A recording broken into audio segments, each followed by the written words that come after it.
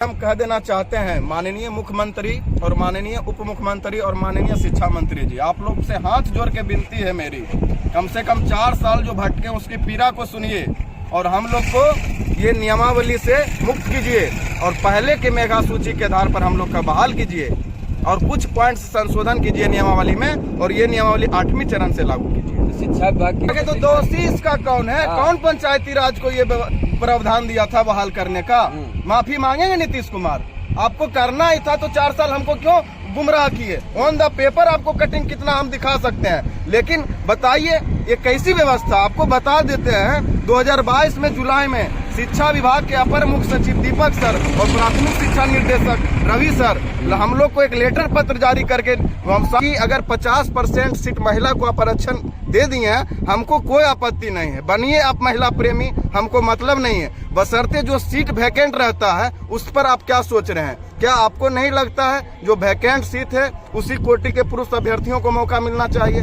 आप क्यों नहीं ऐसा कर रहे हैं? आखिर हम लोग शिक्षक अभ्यर्थियों जो 50% सीट दे रहे हैं, अगर वो फिर भी अगर महिला का सीट खाली रह सकता है, क्या अधिकार नहीं है हम लोग को वो सीट में जाने का? ये सर आप देख रहे हैं आइन पिलाए, मैं सर्वोत्तम कुमार। हम आप लोग को लगातार दिखाने का प्रयास कर रहे हैं ग्राउंड से, बिहार के विभिन्न जिलों से, कि जो शिक्षक अभ्यर्थी हैं 2023 नियमावली आने के बाद क्या सोच रखते हैं और क्या बदलाव चाहते हैं। तो अभी हम पहुंचे हुए हैं लखीसराय के शिक्षक अभ्यर्थी संघ के ये अध्यक्ष हैं और मैं आज इनसे जानना चाहूंगा कि आप नियम में क्या बदलाव चाहते हैं, क्या सोच रखते हैं। अगर आप पटना जाते हैं तो वहां जाकर के जब आप मिलते हैं वहां के जो शिक्षा विभाग के बड़े अधिकारी हैं तो उनका क्या कहना है, तो आज हम जानने का प्रयास करेंगे अध्यक्ष जी से कि क्या कुछ बदलाव की उम्मीद है 2023 नियमावली में। सबसे पहले अध्यक्ष जी आपका बहुत बहुत स्वागत है तो क्या लग रहा है नियमावली में कुछ बदलाव होगा? देखिए, हम लोग भरोसे पे जिंदा हैं, उम्मीद कर रहे हैं, क्योंकि सरकार का जो ये नियमावली आई है हम लोग अभ्यर्थियों में काफ़ी रोष है, इसमें कुछ पॉइंट्स संशोधन करने की जरूरत है, क्योंकि हम लोग 4 साल से इंतजार कर रहे हैं और सरकार के द्वारा लगातार हम लोग को आश्वासन देते आ रहे थे, चाहे एनडीए का सरकार हो चाहे महागठबंधन की सरकार हो।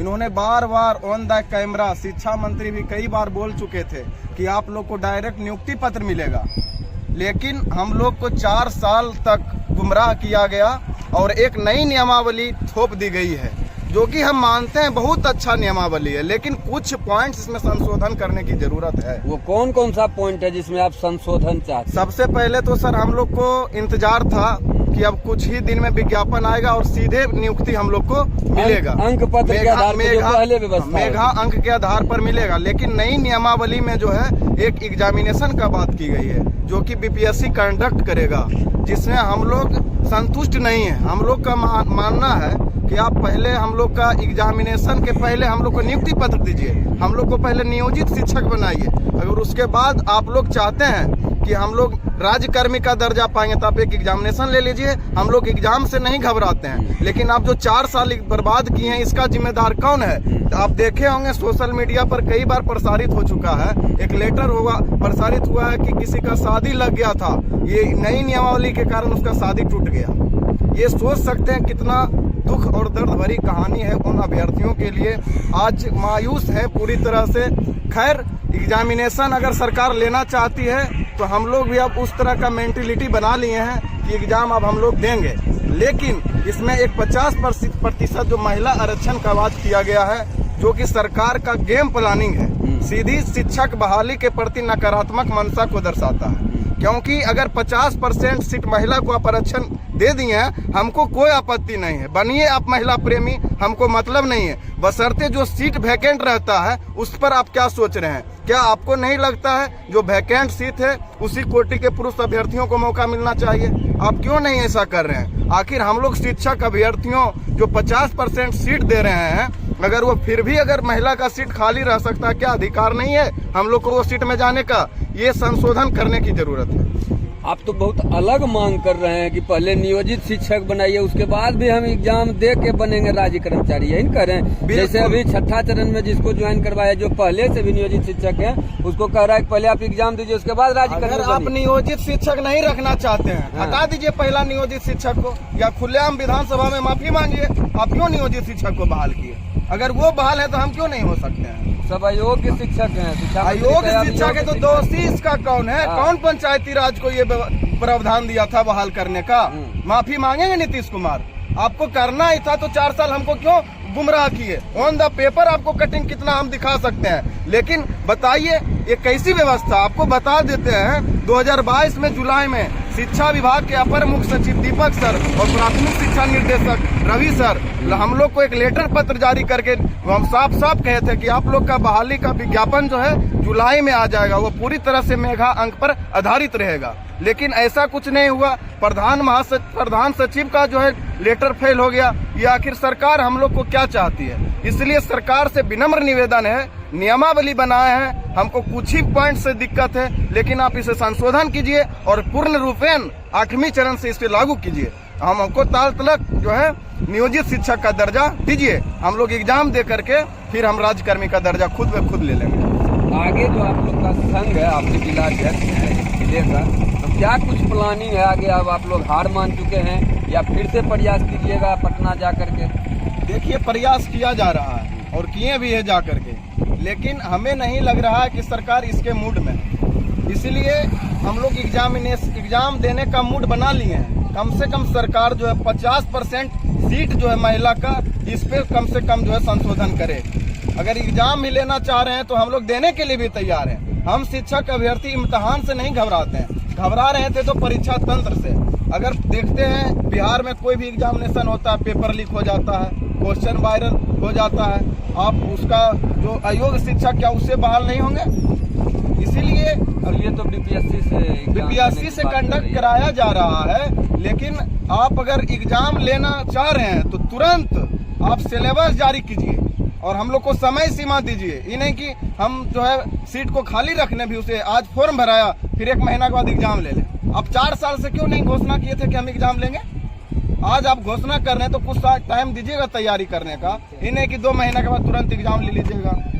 एक फिल्म का डायलॉग सुना है ना कि तारीख पे तारीख, एग्जाम पे एग्जाम। देखिए, तारीख पे तारीख तो 4 वर्षों से मिलती जा रही है।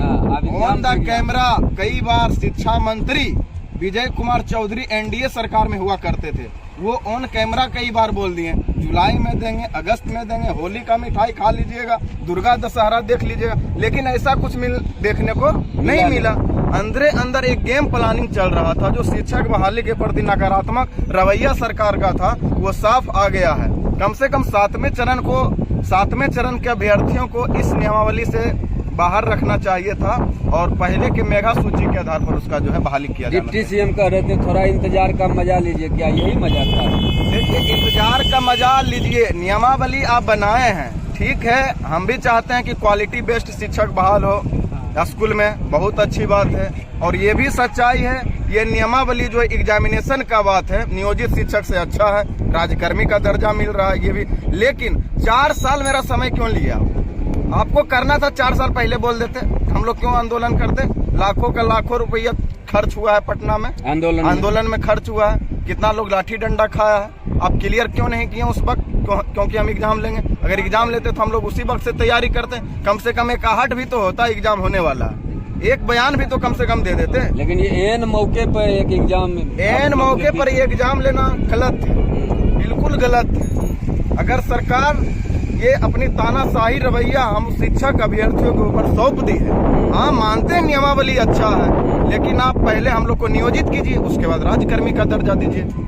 हम कह देना चाहते हैं माननीय मुख्यमंत्री और माननीय उप मुख्यमंत्री और माननीय शिक्षा मंत्री जी, आप लोग से हाथ जोड़ के विनती है मेरी, कम से कम 4 साल जो भटके उसकी पीड़ा को सुनिए और हम लोग को ये नियमावली से मुक्त कीजिए और पहले के मेगा सूची के आधार पर हम लोग का बहाल कीजिए और कुछ पॉइंट्स संशोधन कीजिए नियमावली में और ये नियमावली 8वीं चरण से लागू कीजिए। शिक्षा विभाग के किसी बड़े अधिकारी को लिख के दी है आप लोग, क्या सुधार चाहते हैं संघ के लोग? बिल्कुल कई बार सचिवालय, हम लोग का सचिवालय जाते जाते जूता फट गया, जूता खिया गया, जूता दिखा दीजिए, लेकिन देख लीजिए यहाँ तक फट गया। लेकिन अभी तक सरकार का जो सिर्फ झूठा आश्वासन दे रही थी आज तक ले, गुमराह किया गया शिक्षक अभ्यर्थियों को। आयन मौके पर एक एग्जामिनेशन लाद करके और ये नियमावली महिला को 50% आरक्षण दे करके हम लोग के पुरुष अभ्यर्थियों के साथ एक धोखा है। तो महिला नहीं मानते कर पाती है अपनी क्राइटेरिया जो बच जाती है। महिला हमेशा, आप पिछले 6ठे चरण का विज्ञापन की बात कीजिए, आधा सीट क्यों खाली रह गया था? यही सरकार का गलत रवैये के कारण, क्योंकि मनसा ही नहीं रहता है कि हम शिक्षक बहाल करें। अगर बहाली करना है तो हमको आधा सीट खाली कर देना, ऐसा पेच फंसावे, ये सब सरकार की मनसा है, जो कि बिल्कुल गलत बात है। हम लोग इसकी विरोध करते हैं। तो आप चाहते हैं कि जो 50% महिला के लिए आरक्षित सीट है उसमें जो बच जाता है कोटा, उसमें से पुरुष अभ्यर्थियों को मौका मिलना ही चाहिए। क्या करिएगा आप सीट बचा करके? अगले बार देंगे, अगले बार देंगे, चुनावी मुद्दा बनाइएगा। हाँ, तब ना लगता है 2.5 लाख देंगे, 3 लाख। नहीं, यही ना कहते हैं, दिमाग लगा करके गेम प्लान, इसीलिए हम कह रहे हैं 50% महिला का जो आरक्षण है, हम महिला लोग भी सुन रहे हैं, बुरा मत मानिएगा। हम आप लोग का सीट जो है पूरी वैकेंट की बात कर रहे हैं, उसके बावजूद खाली रहता है तो पुरुष अभ्यर्थियों को मौका मिलना जरूरी है। नहीं तो सीट खाली रह जाएगा, फिर स्कूल में बच्चे नहीं पढ़ेंगे, शिक्षक ही नहीं रहेंगे तो कहाँ से पढ़ेंगे? तो महिला अभ्यर्थी फिर बच कैसे जाती है? 6ठा चरण के बाद 7वां चरण में कैसे? इतिहास इसका गवाह है। आप 6ठी चरण से ही बात कीजिए ना। सरकार का मनसा ही ना है कि हम 50% सीट को जो है महिला को दें और आधा से ज्यादा सीट खाली हो जाए, उस पर बहाली ना हो, हम लोग का पैसा बचे, यही ना मनसा हो सकता है। चलिए, तो आप सुन रहे थे लखीसराय जिला के शिक्षक अभ्यर्थी संघ के अध्यक्ष हैं। इन्होंने क्या कुछ कहा है, नियमावली में बदलाव होना चाहिए और संशोधन होना चाहिए। महिलाओं के लिए जो 50% सीट आरक्षित है उसमें से अगर कोटा बचता है तो पुरुष अभ्यर्थी को मौका मिलना चाहिए। तो आप बने रहिए INP लाइव के साथ। नमस्कार।